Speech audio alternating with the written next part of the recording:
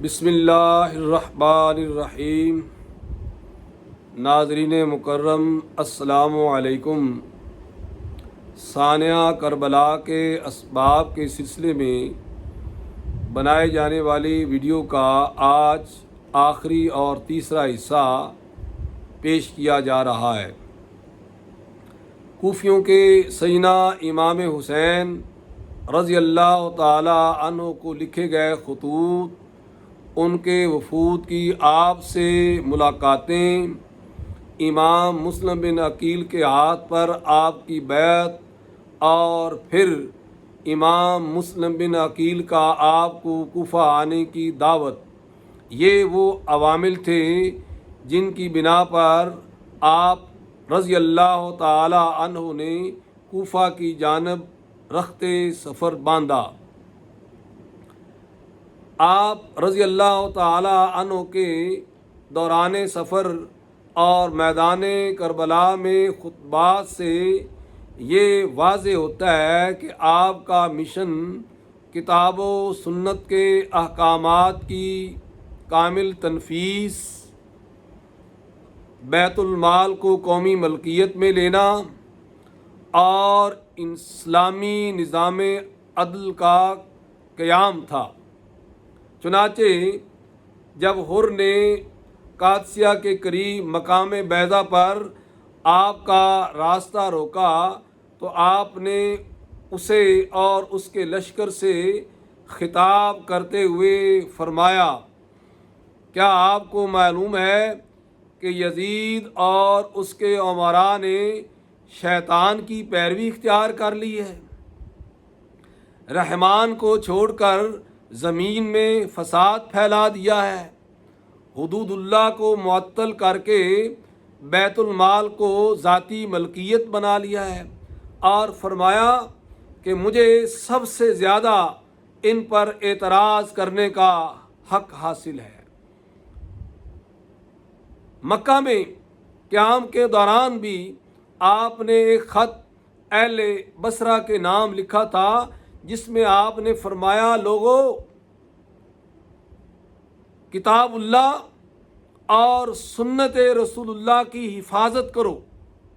یہی وہ مقاصد تھے جس کی بنا پر امام حسین رضی اللہ تعالی عنہ کربلا کے میدان میں استقامت کا پہاڑ بنے رہے اور بڑی سے بڑی قربانی دینے کے لیے تیار رہے، اور اس پر اللہ تعالیٰ کی رضا پر راضی رہے۔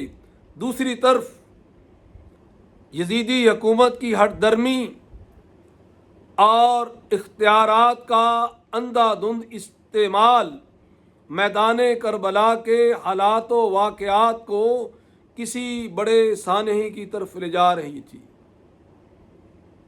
ابن زیاد اور یزیدی حکومت کے دوسرے کارندے امام حسین سے بلا مشروط اور بلا ٹوک یزید کی بیعت پر اصرار کر رہے تھے۔ میں سمجھتا ہوں سانحہ کربلا سے قبل یزیدی حکومت سے دو بدترین بلکہ فاش غلطیاں ہوئیں۔ قرینِ قیاس ہے کہ اگر وہ غلطیاں سرزد نہ ہوتیں تو شاید تاریخ انسانی میں اتنا افسوسناک اور المناک واقعہ رونما نہ ہوتا۔ پہلی غلطی، جو بدترین غلطی تھی، وہ یزیدی حکومت سے یہ ہوئی کہ انہوں نے لچک اور سیاسی تدبر سے کام نہیں لیا۔ انہوں نے امام علی مقام رضی اللہ تعالی عنہ کو عدم تحفظ سے دوچار کر لیا تھا، اسی وجہ سے وہ کوفہ کی جانب رخت سفر باندھنے پر مجبور ہوئے۔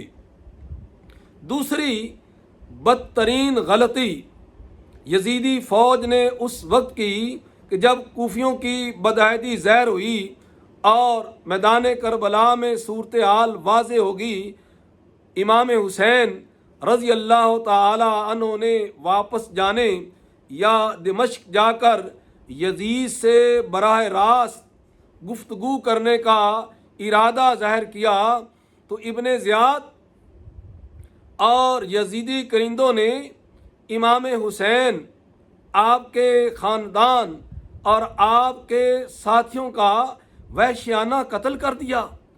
اتنا بہیمانہ سلوک تو دنیا کی کوئی حکومت کسی باغی کے ساتھ بھی نہیں کرتی جو انہوں نے امام حسین رضی اللہ تعالی عنہ کے ساتھ کیا۔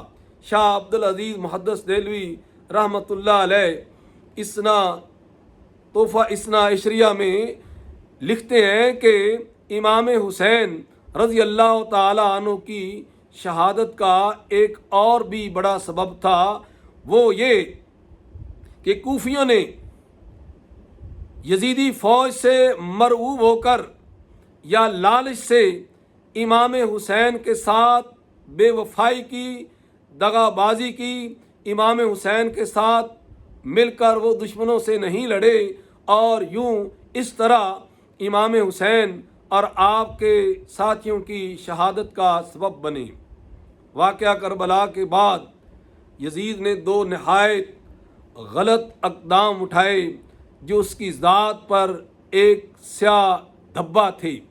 پہلا غلط قدم اس نے یہ اٹھایا کہ ذمہ داران سانحہ کربلا ان کے خلاف کوئی قانونی یا اخلاقی کارروائی نہ کی، نہ تو ابن زیاد کو معطل کیا، نہ اسے کوئی سزا دی۔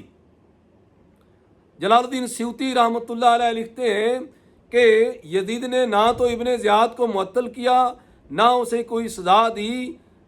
اس سے ظاہر ہوتا ہے کہ سانحہ کربلا میں یزید کی مرضی شامل تھی۔ اسی طرح شاہ عبدالحق محدث دہلوی رحمۃ اللہ علیہ لکھتے ہیں کہ یہ کہنا کہ قتل حسین میں یزید کا ہاتھ نہ تھا یہ باطل اور مردود ہے۔ ان کے کہنے کا مقصد یہ ہے کہ یزید جو ہے سانحہ کربلا میں ملوث تھا۔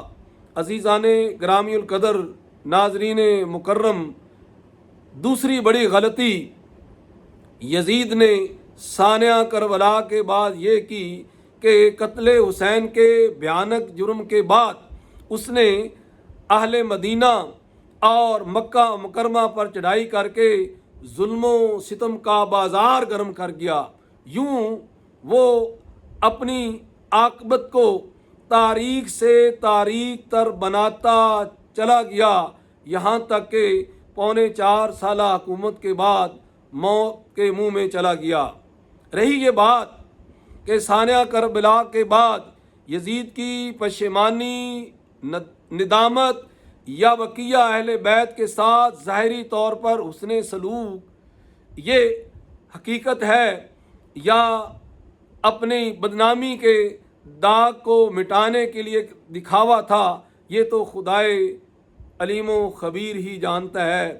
ناظرین، اگر آپ کو میری یہ ویڈیو پسند آئے تو آپ اس کو پلیز لائک کریں اور اس چینل کو سبسکرائب کریں۔